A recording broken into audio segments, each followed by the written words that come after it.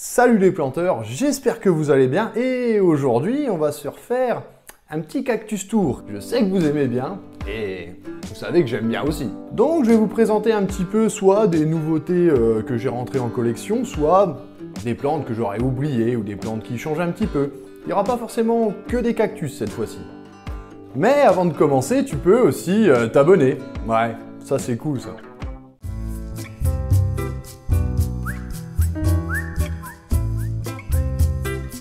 Et sans plus tarder, on commence avec une plante originaire d'Afrique.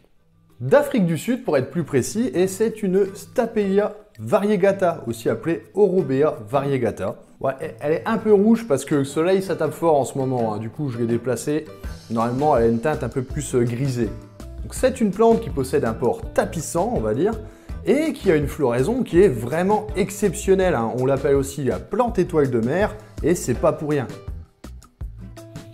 La forme spécifique de ses fleurs et sa couleur est faite pour rappeler aux insectes la couleur d'un cadavre ou d'un tissu en putréfaction. C'est dégueulasse! Nous on trouve ça joli, mais à la base c'est fait pour attirer les mouches. Oui, car ces plantes-là sont pollinisées par les mouches. Et c'est pour ça que les fleurs puent un peu aussi, hein. Mais c'est pas très fort, hein.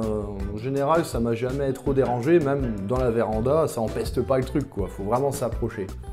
Ensuite une autre plante, elle aussi originaire d'Afrique du Sud, c'est une petite Huernia quinta, donc de la famille des Asclepiadaceae, hein, comme la précédente, j'avais oublié de le dire, mais qui possède des fleurs plus petites, par contre où le moyen de pollinisation est toujours le même, hein, par les mouches. Oui, je vis dans l'ordure. Je pue la sueur et la luxure. J'aime bien les Huernia, j'en ai d'autres, mais elles sont un peu moins développées, et les Asclepiadaceae sont une famille que j'affectionne aussi beaucoup. Mon tricocolon cactiformis, tu me manques tous les jours. Voilà, c'était un petit peu la parenthèse africaine du début de la vidéo, maintenant on va passer au cactus. Et on commence avec deux Pédiocactus Noltoni, des petits cactus qui m'ont été offerts par Sébastien Godard lors du tournage de notre vidéo qui remonte déjà à l'année dernière presque. Donc ce sont des espèces assez rares en culture, hein, on les trouve pas souvent, et ils sont originaires du Nouveau-Mexique, enfin à la frontière entre le Nouveau-Mexique et le Colorado. Leur floraison est aussi très sympa et apparaît en tout début de saison.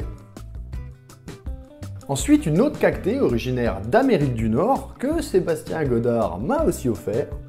Et c'est un Pédiocactus plibesanus qui lui pousse dans le nord de l'Arizona. Uniquement là. Il n'est pas forcément très évident à conserver, hein. Apparemment c'est un des plus durs des Pédiocactus d'ailleurs. C'est pour ça qu'on le trouve assez régulièrement greffé celui-là. Mais il peut tenir des températures comme son cousin très basses. Enfin très basses, genre moins 15 et aucun problème quoi. Et c'est ce qui fait, autre que leur rareté, hein, leur intérêt. Et si vous voulez plus de détails là-dessus, hein, n'hésitez pas à aller voir la vidéo avec Seb, elle est vraiment top. Allez, on enchaîne. C'est quoi la différence entre celui-là et celui-là? Allez-y, hein, je vous laisse quelques secondes.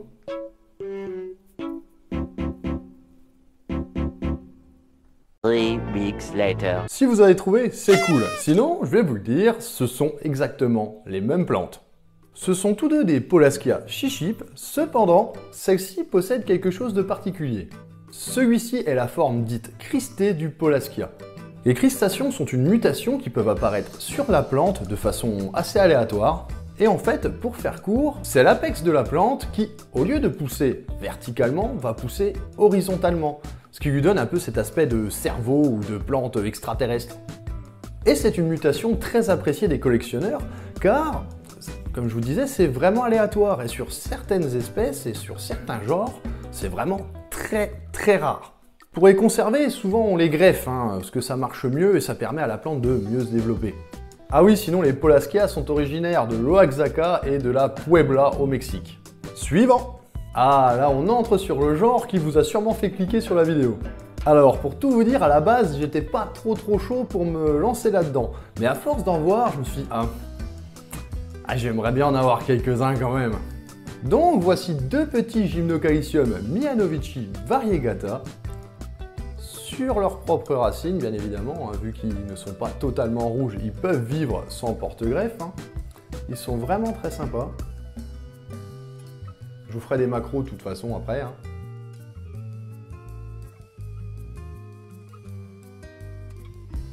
J'en ai aussi deux plus gros.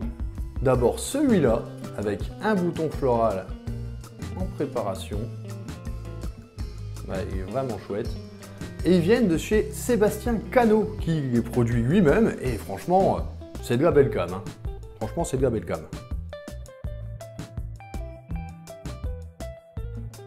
Un deuxième qui, lui, est en fleurs. Voilà. Donc ça fait une fleur un petit peu particulière, Mianovici. Hein. C'est une fleur pas spécialement très colorée, parce que c'est pas le but, enfin, l'intérêt de ces espèces, c'est surtout l'épiderme.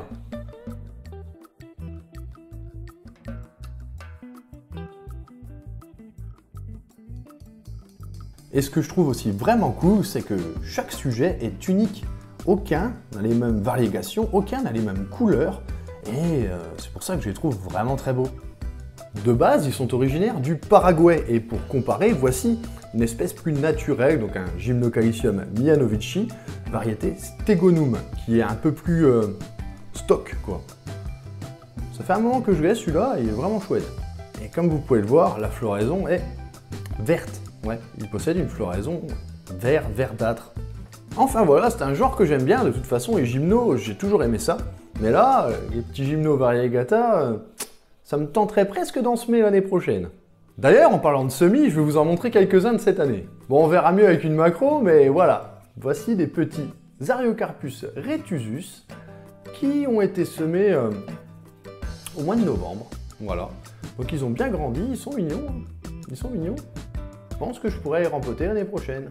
Autre genre, voici des petits Epithelantha rufispina. Donc la rufispina, je la connaissais pas, c'est pour ça que j'ai essayé de la semer. D'habitude, c'est le microméris qu'on voit souvent, comme le gros que j'ai. Et voilà, bah franchement, pareil, ils ont été semés au mois de novembre et ils sont bien développés. Hein. Et pour finir, des semis d'Astrophytum. Et oui, bah, vous me connaissez, hein, j'adore ça. Donc voici mon semis que je suis assez fier. Hein. Nous avons des petits Asterias variegata dedans. Et d'autres, hein. De toute façon, je vais vous faire une macro, vous verrez mieux. Mais en tout cas, ils sont super chouettes et je suis très content de les avoir réussi ceux-là. Parce que bon, c'est de la variegata, c'est un peu délicat et chez les Asterias, c'est pas évident. Hein. Et voilà les planteurs et amis cactophiles, l'épisode 3 du Cactus Tour se termine. Je pense en faire une par an de vidéos comme ça, histoire de faire un petit débrief de ce que j'aurais rentré dans l'année, des semis que j'aurais fait. Voilà, je pense que ça peut intéresser du monde et d'ailleurs ça vous intéresse, hein, parce que ces vidéos sont quand même pas mal vues. Et voilà les planteurs, et mon conseil c'est cultiver des cactus. C'est trop bien les cactus. Et c'est trop bien aussi de s'abonner à la chaîne. Et oui. Et c'est aussi trop bien de mettre la petite cloche pour être notifié des nouvelles vidéos. N'hésitez pas aussi à aller voir nos anciennes vidéos, le Cactus Tour 1, 2, la vidéo avec Seb, et les autres aussi. Hein. Et en attendant le prochain épisode les planteurs, portez-vous bien, la bise à vous, la bonne vie comme dirait Varro, et à la prochaine, tchuss!